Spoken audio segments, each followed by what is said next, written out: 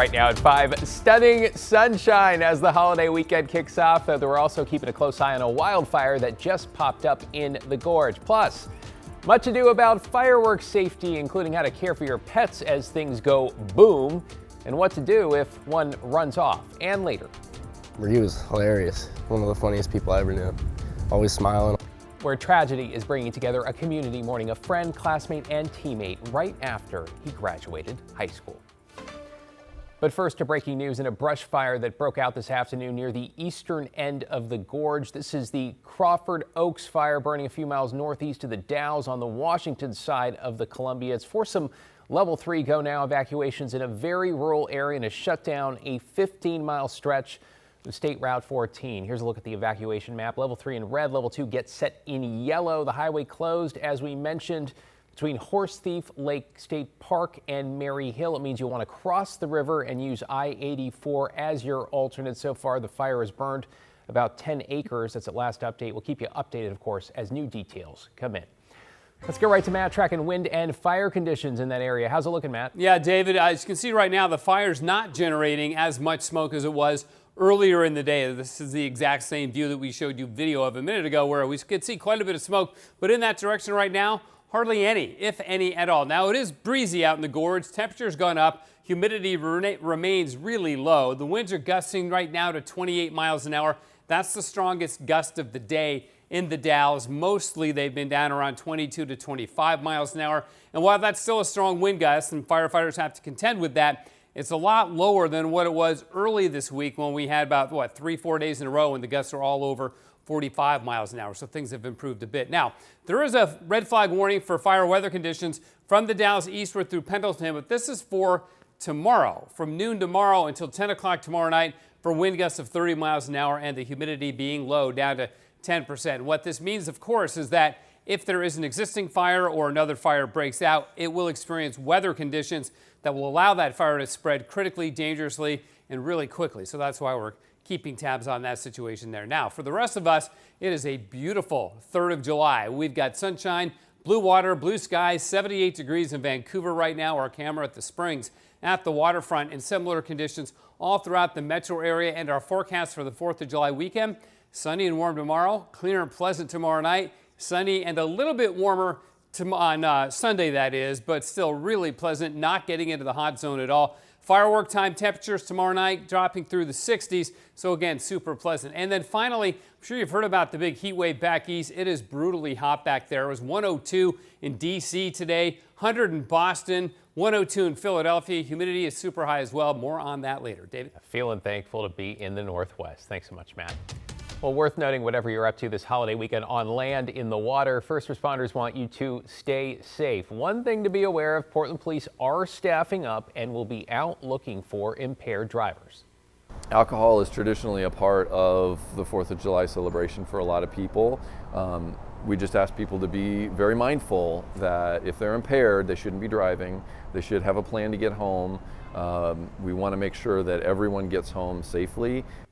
Yeah, be mindful, be responsible. Police add they're expecting some protests on the 4th, also aware of potential street takeovers. A reminder, consumer fireworks are entirely banned in the city of Portland and the city of Vancouver, along with some other jurisdictions. Check the rules, and you should not call 911, authorities say, unless it's an urgent and life-threatening situation. Fire investigators warn anyone who starts a fire connected to fireworks could face heavy fines and jail time and potentially have to pay for the cost of the firefight. You know, sometimes it's best to leave it to the pros, and that includes the big show Saturday night on the Willamette near the Waterfront Blues Festival. The Hawthorne Bridge will close at 3, though the north side will remain open to cyclists and pedestrians. The Morrison will shut to vehicles around 8, with the fireworks show kicking off just after 10 along the waterfront. Meanwhile, doctors are warning about the dangers of using fireworks on your own. Every year, they see injuries that can cause burns, permanent eye damage, or even finger loss, and most of them, they say, are preventable. Even sparklers, they warn, can be dangerous. This is burning at a very hot temperature. As you have seen, people tend to wave them in the air, and there's a high risk of injuries to someone's eyes or their hands, especially if someone is young and inexperienced. Get a bucket and a hose. Health officials say, though, really the best thing you can do is to leave the fireworks to the pros. Well, from people to pets and livestock, because from dogs to horses, our furry friends are typically not thrilled when fireworks and the noise that goes with them light up the sky. Celine Stevens is live in Southwest Portland with more on how to keep your pets safe. Celine. David, so the 4th of July is a common time of stress for pets, causing some of them to try and run away. And so while the best thing you can do to keep your pets safe is to prevent them from getting away in the first place, if they do happen to, you need to know what to do and where to find them.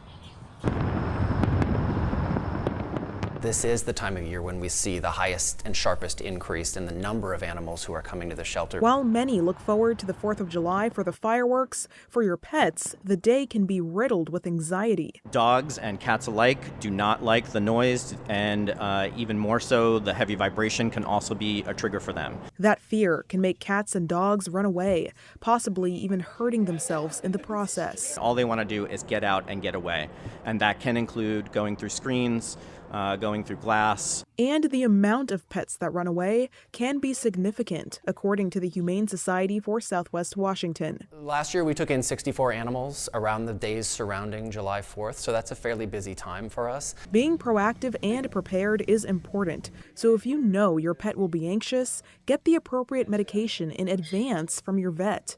If it's too late for that, there are other things to do. Take the time to ensure that their pet's identification is up to date, so making sure that microchip, that license, that ID tag, that all of those things are accurate. If your pet does get away or you find a pet, here's what you can do in Southwest Washington. If we're open, they can bring that animal straight in and we'll make sure that we take care of them.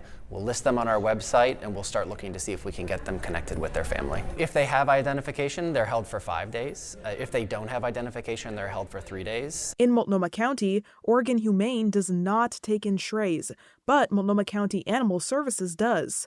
They're closed on the 4th itself, but will be open Sunday to take in strays you may find and help owners reclaim their pets. Meanwhile, the Bonnie Hayes Animal Shelter in Washington County will have special hours for the holiday. They will be open on the 4th, but closed on Sunday. If you find a lost pet and the shelter is closed, if you can, try and hold on to them until that shelter reopens. Social media is also a good source to see if anyone around you is missing a pet or even connecting with your neighbors. Again, the best thing you can do to keep your pets safe is to prevent them from getting away in the first place, so prepare now. David? Yeah, just a good reminder that fireworks affect all of us a little differently. Thanks, Celine. Meanwhile, celebrations for America 250 are already underway at Fort Vancouver with family-friendly festivities at the historic parade grounds running until 11. It includes live entertainment, a DJ, a pet costume contest, and a screening at 9:15 of the sports classic A League of Their Own. Bring your own blankets and lawn chairs. In other headlines this evening, the Washington Department of Labor and Industries has opened 2 new investigations into pulp and paper mills in the state, one in Longview and another in Port Townsend. It says the plants use a similar process to the Nippon Dynawave facility where a chemical tank disaster killed 11 workers just over a month ago. Investigators at the state and federal levels will likely take months to determine what led up to that failure. The new inspections are being described as, quote, precautionary and focused on worker safety. Developing this evening, people in Washougal are mourning the death of a recent high school graduate. According to friends, 18-year-old Grant Johnson Jr. died in the hospital from a bacterial infection. Evan Watson shares how Johnson's classmates are honoring his life. Grant Johnson Jr. played football here at Washougal High School, graduating just 2 weeks ago. As a lineman, he created opportunities for his teammates to shine. Now with his sudden passing, those teammates cherish a friend they won't forget. Orange ribbons outside Washougal High School honor the memory of Grant Johnson Jr. A recent graduate, Grant died of a fast-spreading bacterial infection on Monday. He was hilarious, one of the funniest people I ever knew. Always smiling, always cracking jokes, making people laugh. He loved music, you know. It didn't matter what I was playing in the car, he was always bobbing his head. What's up, family? How you doing? He was just greatest dude. He was there for everyone.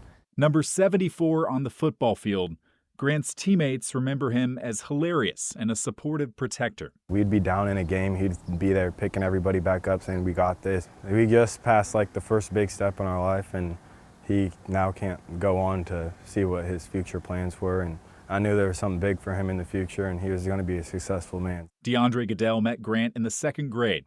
growing up with him, remembering both the great and the not as great. Try to go to bed, and you hear him in the room just snoring, probably loud as a jet engine, and can't fall asleep till like 6 because he's finally waking back up so you can get some rest. The Washougal community has raised more than $20,000 through a GoFundMe for Grant's family.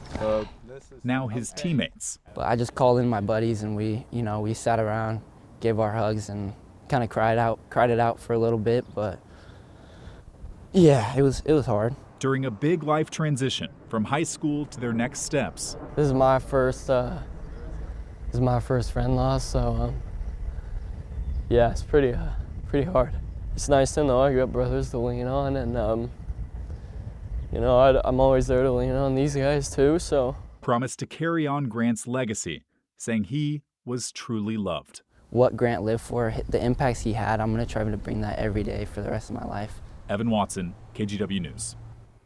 Good message there. And an update, an effort to make hunting, fishing, breeding, and slaughtering livestock a crime in Oregon is one step closer to the November ballot. Organizers behind the initiative say they've collected 142,000 signatures. They need 117,000 to qualify in November.